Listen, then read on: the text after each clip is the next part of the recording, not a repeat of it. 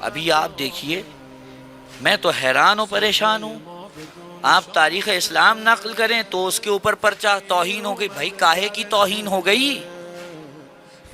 مجھے بتائیے، قرآن مجید میں اگر کوئی آیت نازل ہو جائے تو میں قرآن کی آیت پڑھوں، کیا یہ توہین ہے؟ یہ توجہ ہے کہ نہیں؟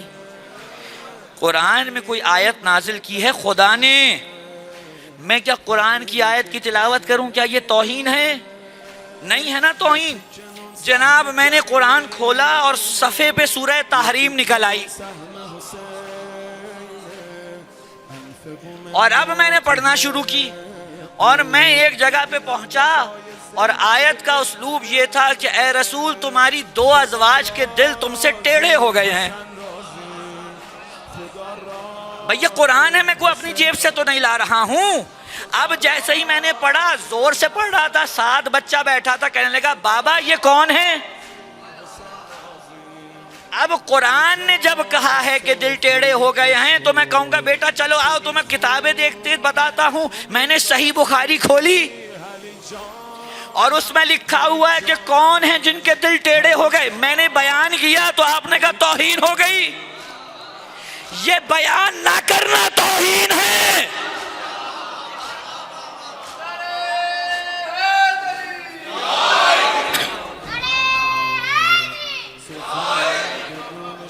یہ بیان نہ کرنا توہین ہے کہ خدا چاہتا ہے مسلمانوں تک کوئی چیز پہنچے اور آپ چاہتے ہیں کہ نہ پہنچے۔ مجھے بتائیے، وہ جو کارنامے تاریخ اسلام میں ہو چکے ان پہ کیسے قدغن لگائیں گے؟ ان کو نقل کرنے پہ کیسے پابندی لگائیں گے؟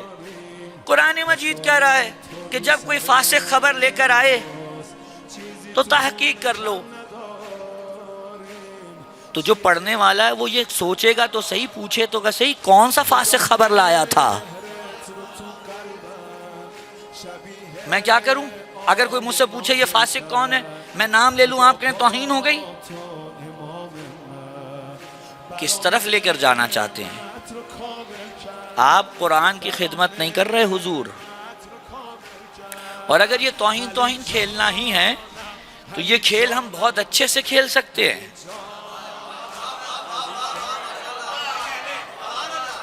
اس کھیل میں ہمیں ید طولہ حاصل ہے، ہمیں اپنے ہاں کا تو کوئی کتاب کھولنی بھی نہیں پڑے گی۔ اگر ہم کھیلنے پہ آ گئے تو پھر آپ کو اپنی صحیح ترین کتابوں کو بچانا پڑے گا، شامت آ جائے گی۔ پھر ہم کھول کے جب دنیا کے سامنے رکھیں گے اور کہیں گے آؤ دیکھو تم رسول کو کیا سمجھتے ہو۔ ایک عام مسلمان تو سب کچھ سمجھتا ہے نا رسول کو، اسے کیا پتا کتابوں میں کیا لکھا ہے۔ اور پھر جب اس کے سامنے لا کے رکھیں گے کہ آؤ دیکھو یہ رسول کے بارے میں کیا لکھے گئے ہیں، اس عام مسلمان کو آپ کیا جواب دیں گے؟ سوچ لیں۔ ہم نے تو جا کر فقط رپورٹ درج کروانی ہے جناب، ہماری نگاہ میں اس کتاب میں رسول کی توہین ہوئی ہے۔ آپ صحابہ اہل بیت کی بات کر رہے ہیں؟ بھئی صحابہ ہوں یا اہل بیت، یہ تو بعد میں ہیں، پہلے تو رسول ہیں۔ صحابہ اور اہل بیت تو اس لیے ہیں کہ وہ رسول سے ہیں۔ کس کے صحابی؟ رسول کے۔ کس کے اہل بیت؟ رسول کے۔ تو پہلے رسول پہ بات کیجئے۔ یہ عجیب منطق ہے، خدا کی قسم میں معذرت چاہتا ہوں لیکن جملہ کہنے دیجئے۔ کچھ لوگوں نے ایسے اصول مرتب کر لیے ہیں کہ رسول کی شان میں گستاخی ہوتی ہے، ہو جائے، لیکن صحابہ کی شان میں نہ ہو۔